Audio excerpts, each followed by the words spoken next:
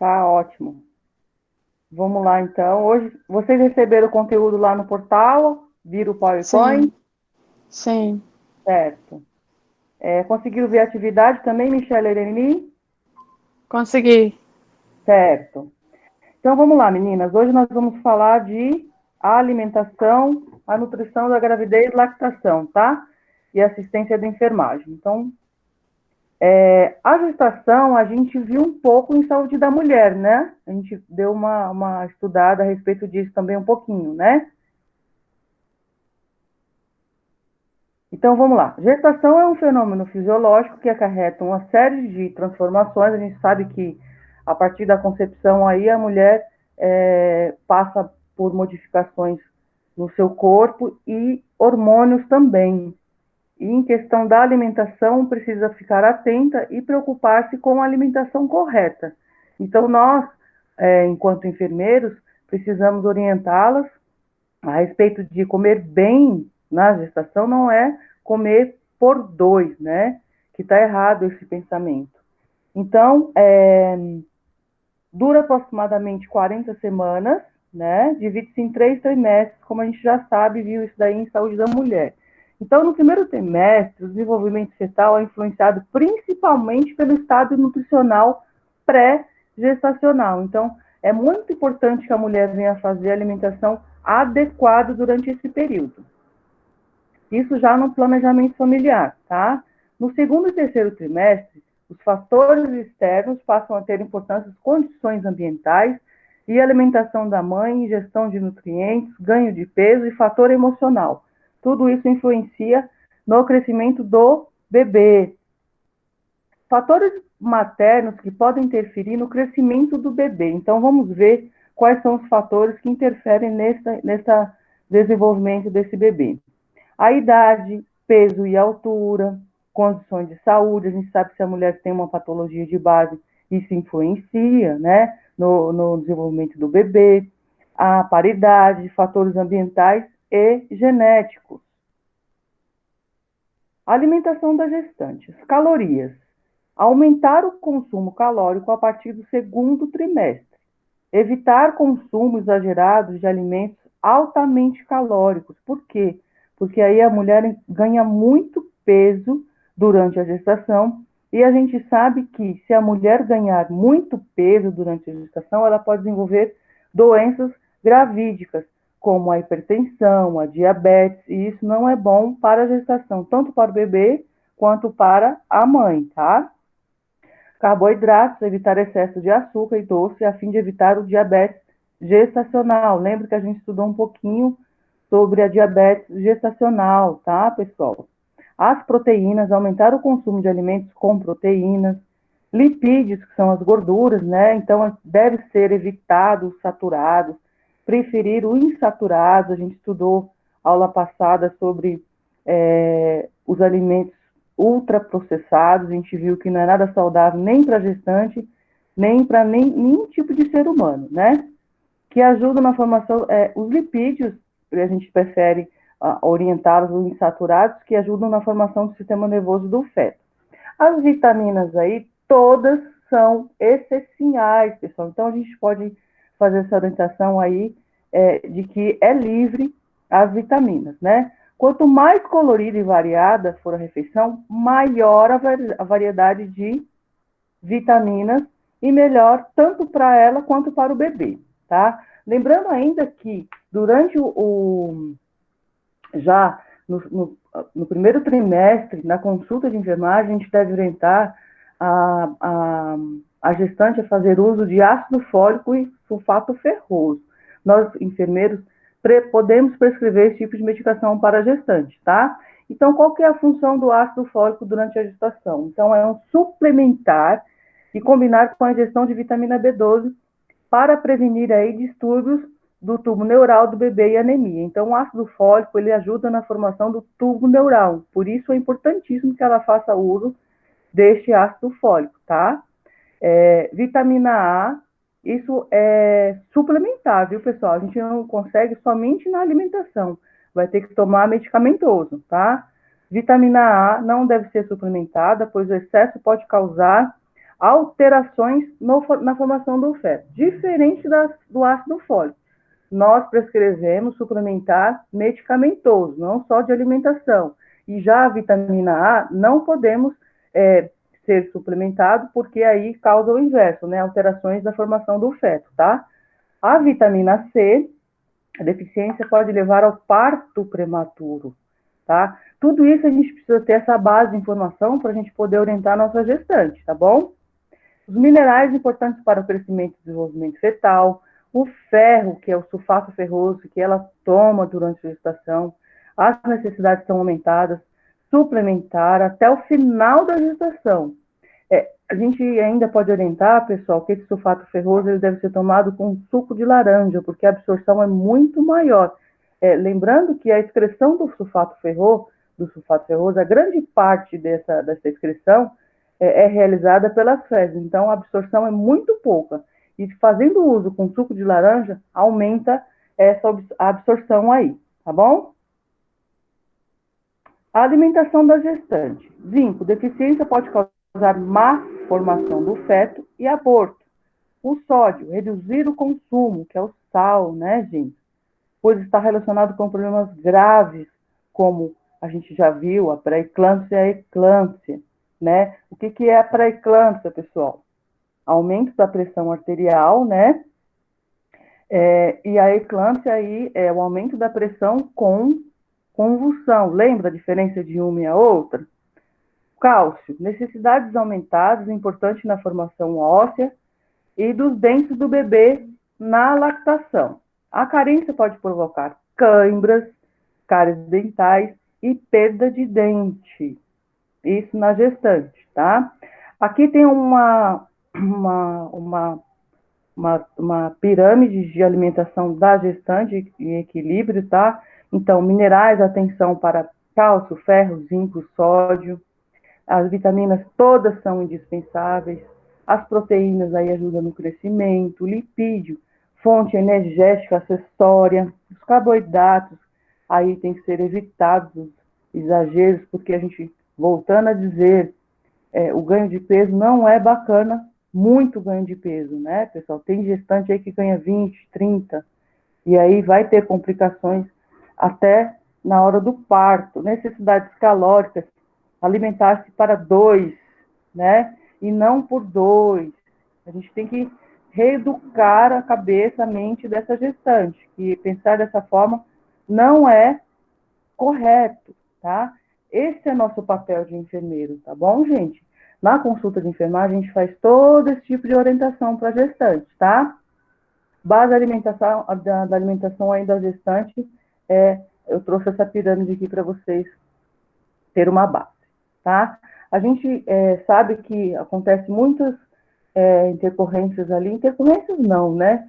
Muitas sinais e sintomas durante a gestação por conta dos hormônios, aumento hormonal. Então, náuseas e vômitos elas vão sentir bastante, principalmente no primeiro tri, né?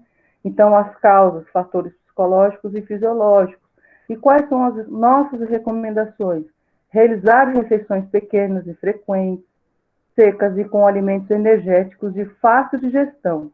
Ingerir líquidos entre as refeições e não durante, tá? Só um minutinho.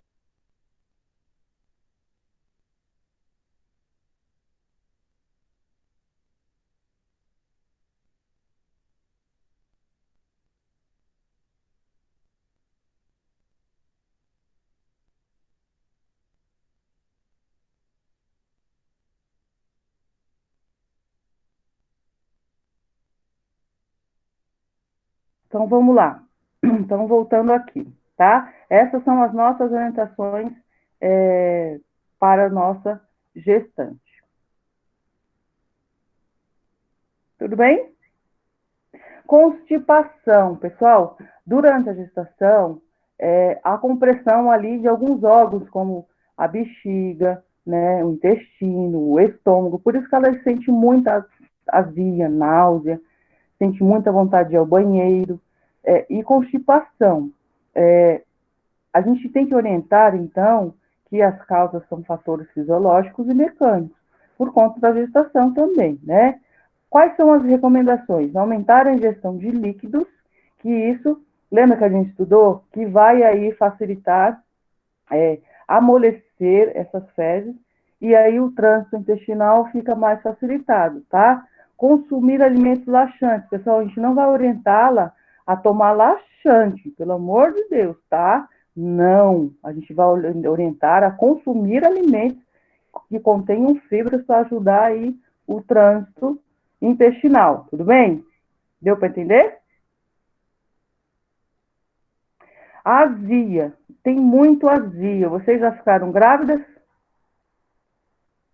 Sim. Eu não sentia Eu, tanta azia, não. eu senti horrores, gente. Mas Imagino. isso, a alimentação também contribui bastante. O que a gente come, né? Então, É. é muito desconforto para a gestante azia, que a gente fala pirose, né? Então, quais são as recomendações? Aumentar o número de refeições e diminuir o volume de cada uma delas. A gente também deve orientar que frituras, alimentos condimentados, não deve ser consumido nessa fase, né? Realizar as refeições em ambiente tranquilo, mastigar devagar.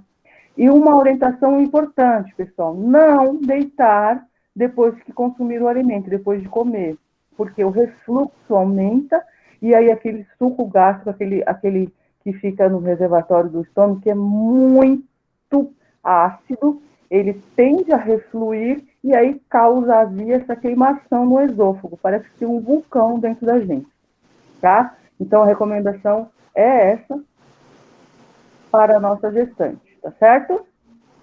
Certo. Papel do enfermeiro. O diagnóstico de problemas e o encaminhamento ao profissional especialista poderão prevenir distúrbios tanto para a mãe quanto a criança em desenvolvimento. Encaminhar a gestante ao pré-natal adequado. O que é isso?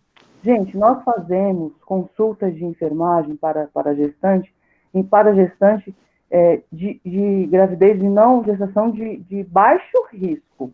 Agora, se for uma gestação de alto risco, aí não é com a gente mais, com o enfermeiro, tá? A gente encaminha aí para referência de alto risco, tudo bem? Ficou claro isso para vocês? Sim.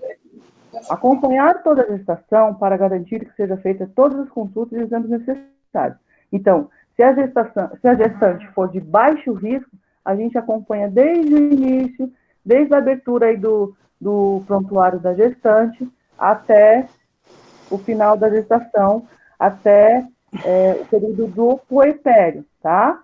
A gente faz a primeira consulta para a gestante, para o bebê, dentro do domicílio da gestante. Isso na primeira semana de vida do bebê, o enfermeiro tem que fazer uma visita domiciliar para ver como é que está esse bebê, peso, genital, se tem alguma deformação, tá certo? É muito gostoso esse acompanhamento, tá? Lembrando que esse acompanhamento é sempre na unidade básica de saúde. Se for no hospital, a gente não faz acompanhamento de gestante nem de recém-nascido, tá? É um processo complementar, a gestação com grande impacto. Professora, Oi? dá pra gente aplicar o BCG em casa? Não. Não? A gente aplica no posto. Isso é muito caso extremo, tá? O tempo que eu trabalhei no posto de saúde, nunca foi feita uma BCG em casa, mesmo porque são bactérias vivas. Então, é um pó que você tem que diluir, tem que ter todo o preparo. Porque se você não preparar, você adquire, você pega a tuberculose ali. Sim. Sempre foram feitas dentro da unidade básica. Mas, Marlene, eu posso fazer? Não. Nem a gente enfermeiro pode fazer, mas eu vou explicar. Desde que você seja capacitado. Tem enfermeiros que não são capacitados e aí não pode realizar a BCG. Se eu não me engano, tem que passar por um treinamento de realização de... Não lembro a quantidade direito, pessoal, mas é uma quantidade específica de BCG. Se você fizer essa capacitação e essa quantidade específica de BCG, você é capacitado para realizar a vacina. Mas é sempre no posto, tá? Exceto se a criança aí estiver internada lá no hospital, aí ela toma lá no hospital. Mas é sempre no posto, tá? Tá bom. A Organização Mundial da Saúde aconselha o aleitamento, a gente já sabe, né? Aconselha o aleitamento materno exclusivo até o 6º mês de vida. E o aleitamento complementar até os 2 anos de idade. Mas vocês vão pegar aí mãezinhas, porque a vizinha falou que o bebê dela de 3 meses pode comer papinha, então ela já vai dar papinha, mingau. Gente, ele não tem ali o sistema intestinal, todo o sistema peristáltico, tudo isso não está formado ainda. Por isso que aí depois ela leva o bebê dela com dor, com o abdômen distendido, porque não tem a formação adequada para você ofertar um mingau para esse bebê. Mas vocês vão pegar muitas mãezinhas assim, tá? Então a nossa orientação é até 6 meses. Depois de 6 meses, vai introduzindo aos poucos, tá certo? Vocês vão ver muito isso no posto de saúde. Diminuir o desmame precoce. Nada de bebê ficar mamando no peito lá 2, 3 anos, não. Tá? Isso não é bom também. Tudo bem? Para a mãe, aspecto fisiológico, involução uterina. Então, isso é os benefícios da amamentação, tá, gente?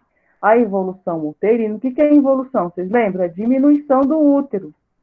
Anticoncepcional, então assim, durante a amamentação a gente sabe que não engravida, menor incidência de câncer de mama, isso é estudo comprovado, tá? Útero e ovário, então a incidência é muito menor para mulheres que amamentam, sem contar a perda de peso que ela tem, né?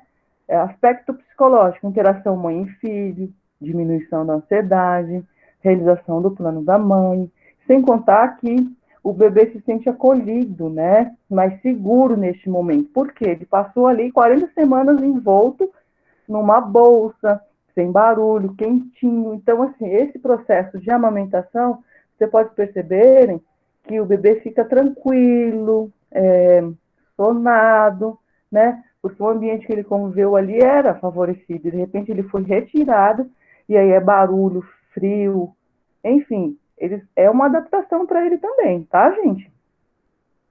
O aspecto econômico aí, a mulher, claro, que vai ter leite, quanto mais amamenta, mais produção de leite, né? E aí não vai precisar comprar leite, aí, dependendo da situação dela, nem consegue fazer essa compra, né? Para o bebê, então, quais são os benefícios do aleitamento materno?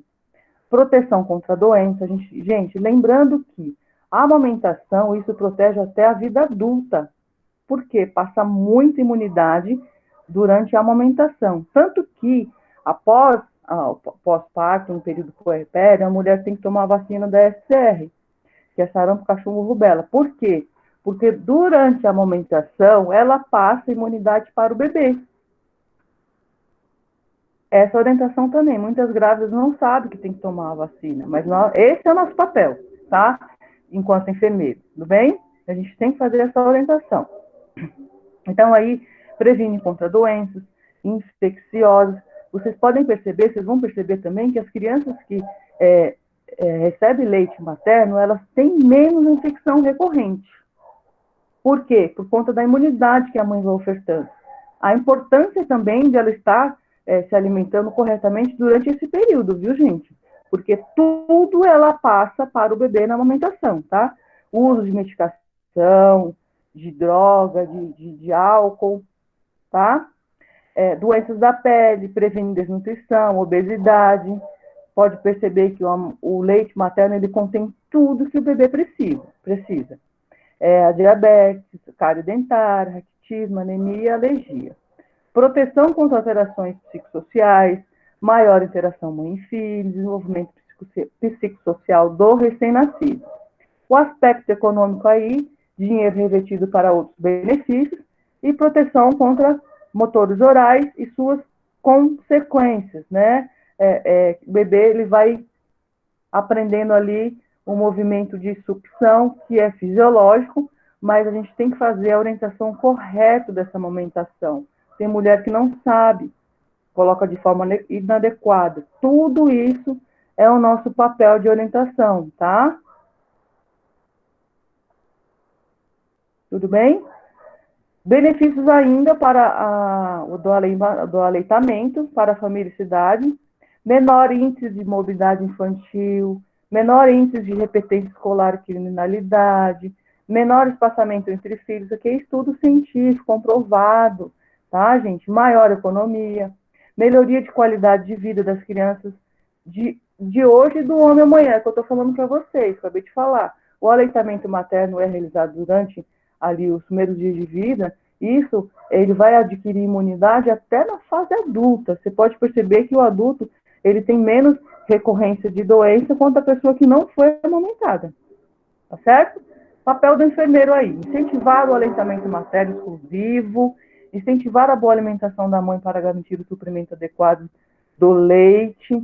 Então, a gente tem que incentivar essa amamentação, é importantíssimo, tá? Desencorajar a amamentação cruzada, porque a gente sabe que, hoje, ainda mais hoje em dia, né? Isso evita de que passe doença para o bebê, para evitar doenças que são transmitidas através do leite. Lembrando, enfermeiras, que pacientes que têm o HIV, elas não amamentam. Pode ser dividida em 3 fases aí a nutrição do lactente. O aleitamento materno exclusivo, é a fase 1, né? 2, introdução da alimentação complementar do desmame materno, lembrando que isso depois dos 6 meses. Ela vai querer fazer com 3/4. Gente, eu já peguei, juro pra vocês, já peguei mãezinha dando aí, querendo dar mingau, sabe aqueles mingau de maisena, que é da época da nossa avó? Dando com 1 mês de vida, quer matar o bebê.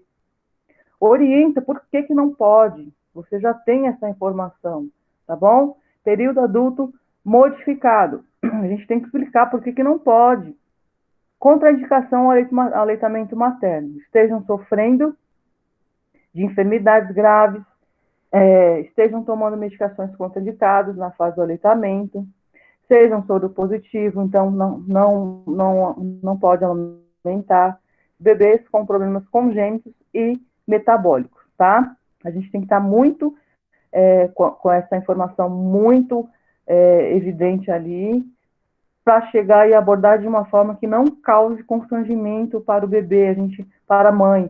A gente precisa ofertar um apoio psicológico para essa mãe, orientar corretamente, tá? O leite materno supre as necessidades nutricionais até o 6º mês de vida. A gente já tem essa informação de que isso é fato, é comprovado, tá? A alimentação exclusiva, podendo se estender até o seu 2º ano. A partir disso, não é mais interessante, tá? Após o 1º semestre, inicia a introdução lenta, gradual de outros alimentos. Então, aí, sim, a gente começa já a introduzir a alimentação gradual de papinhas, de frutinhas, tá? É capaz de prevenir carências nutricionais específicas e permitir um desenvolvimento adequado. Lembrando ainda, gente, que o aleitamento materno, a mulher que faz a amamentação, não precisa ofertar água. Tem mulher que quer dar água para o seu bebê, que acha que ele está sentindo sede. Não precisa. Você, que é enfermeiro dessa paciente, orienta isso, não precisa, porque ela fica preocupada achando que o bebê fica com sede. Ali no aleitamento materno tem todas as necessidades, não precisa, tá? A introdução de alimentos precoces levaria a um maior risco de infecção ao lactante. A gente tem que deixar claro isso. Não precisa. A substituição do leite materno por alimentos complementares leva a uma menor demanda de leite, consequentemente menor estímulo à produção e a possibilidade de que os alimentos complementares atrasem a maturação do intestino. É isso que eu acabei de falar para vocês. Se a mãezinha ali quiser introduzir papinha, isso vai, ao invés de ajudar, vai atrapalhar. O quê? Atrapalhar de que forma? Que atrasa aí todo esse processo de peristal, de desenvolvimento intestinal, tá? E aí acaba atrapalhando todo esse processo, e aí é bem mais demorado, e a criança pode sofrer aí recorrências de infecções, tá? Tudo bem? E desenvolvimento da função da imunidade, tá? Então, as características da alimentação complementar. A progressão natural da criança, quando deixa de ser alimentada exclusivamente com leite materno, consiste em receber, primeiro, alguns alimentos complementares, até a criança compartilhar as refeições com a família. Segundo a Organização Mundial da Saúde, o período da alimentação complementar é aquele durante o qual outros alimentos ou líquidos são oferecidos à criança junto com o leite materno. Os alimentos complementares são necessários uma vez que as necessidades nutricionais da criança aumentam com a idade. Então, quando a criança vai adquirindo a idade, aí sim entra com esse complemento aí. Lembrando ainda que tem bebês, vocês vão pegar bebês com fenda palatina, lábio leporino. Aí essas crianças elas não conseguem, a mamãe não consegue amamentar o seu bebê. Aí já é outro processo, tá? Aí a gente tem que ofertar mais informações em questão de apoio psicológico, que esse bebê não vai conseguir ser amamentado por ela, vai ter que fazer o sondinha, quais são as importâncias dessa alimentação por sonda, por quê, tá?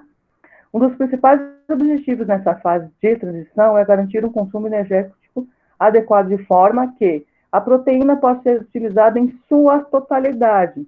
Nos primeiros meses de vida, o bebê tem capacidade funcional de receber alimentos líquidos pelo reflexo da sucção, né, gente? Assim que o bebê nasce, é coisa tão fantástica que ele coloca o bico do peito da mama, né? E ele já vai lá e vai sugando, né? Mas ele tem que aprender a sucção correta. E cabe nós, enfermeiros, orientarmos a mamãe para que faça essa posição correta para que o bebê aprenda a sugar corretamente. Tudo bem? Aos 6 meses pode ser iniciada, então, a alimentação semissólida, maior ou igual a esse período. Então, já inicia de forma gradual. Tudo bem, pessoal? A minha preocupação é mais essa em relação à alimentação do bebê, de que introduza com 1, com 2, com 3 meses o alimento líquido ali, o alimento sólido desnecessário. Com o nascimento dos dentes ali por volta de 7 a 9 meses, inicia-se já o processo de mastigação, aí nascem os primeiros dentinhos, né? Aí que inicialmente apresenta-se pela lateralização dos alimentos na cavidade bucal. Os alimentos devem ser macios, amassadinhos, porque o bebê pode engasgar, né? Recomenda-se ainda liquidificar esses alimentos e posteriormente pode ser desfiados, picados ou cortados em pedaços. A introdução de novos, lembrando, gente, que o paladar do bebê ele está acostumado só com leite. E aí, cada gostinho desse alimento diferente, ele vai estranhar. Então, tem que habituar o paladar dessa criança. A introdução de novos alimentos deve ser feita de maneira lenta e gradual, deixando um período entre a oferta de um alimento e a introdução de outro para verificar a existência de reações alérgicas ou intolerância. Então, tem que orientar essa mãe, ficar atenta a essas questões também, se o bebê tem intolerância, se ele apresenta alguma reação, tá? Tem que orientar para que ela fique atenta também nessas questões aí. De uma maneira geral, uma criança de 6 a 8 meses de idade necessita de 2 a 3 refeições por dia. Entre 9 e 11 meses, são necessários entre 4 refeições diárias. Para que nos 12 meses, que é um ano de idade, a criança receba alimentos complementares 5 vezes ao dia, tá? Um cuidado importante no momento da introdução da alimentação complementar é a higiene e preparação. Posteriormente, a estocagem e a administração. Lembrando que nessa fase de 6 meses até um ano, a mãezinha faz aquela sopinha, que aí já pode fazer amassadinho, aí quer fazer uma quantidade maior, para que não faça todos os dias, aí coloca na geladeira para dar amanhã, depois da manhã, depois da manhã, e não é bacana, aí congela e tira, retira, contamina o alimento, aí acaba passando bactérias ali para o bebê. A gente tem que orientar também fortemente essas questões aí também, tá, pessoal? Para evitar a contaminação do alimento e ofertar para o bebê, tá? Qual é o papel do enfermeiro? Estimular a manutenção do alimento materno, orientar a correta introdução dos alimentos complementares. Então, esse é o nosso papel de enfermeiro. Desse alimento aí que vai ser introduzido de forma gradual, nós precisamos orientá-lo de forma adequada. Elas têm muita dificuldade nesse entendimento, tá? Reforçar sempre as práticas de higiene. Isso é fundamental, tá, pessoal? Isso é inquestionável aí. Tudo bem? Alguma dúvida? Não. Tranquilo. quando vocês pegarem lá no posto, forem trabalhar no posto, eu estou considerando, sim, que a gente pode trabalhar no hospital, enfim, mas eu estou considerando unidade básica, que é onde faz a consulta de enfermagem para gestantes, para o recém-nascido, para a criança. É muito gostoso esse acolhimento enfermeiro e a gestante ali. Se você passar uma credibilidade para essa gestante, para essa mãezinha, ela vai ter você como referência.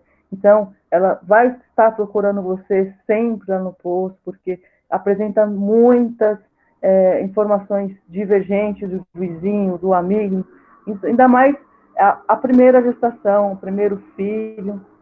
Então, esse é o nosso papel enquanto enfermeiros nessa orientação, e é muito gostoso você fazer essa consulta, esse tipo de orientação adequada. Tá bom, galera? O que eu tinha para falar para vocês hoje era isso. Alguém quer falar alguma coisa, perguntar alguma coisa? Não, eu mesmo não. Tá tranquilo, professora. Certinho, então. Gente, muito obrigado bom. pela aula de hoje, pela participação de vocês. Um bom dia a todos e até a aula que vem. Até. Tchau, professora. Beijo. Tchau, tchau. Bom dia. Bom fim de semana. Para você também.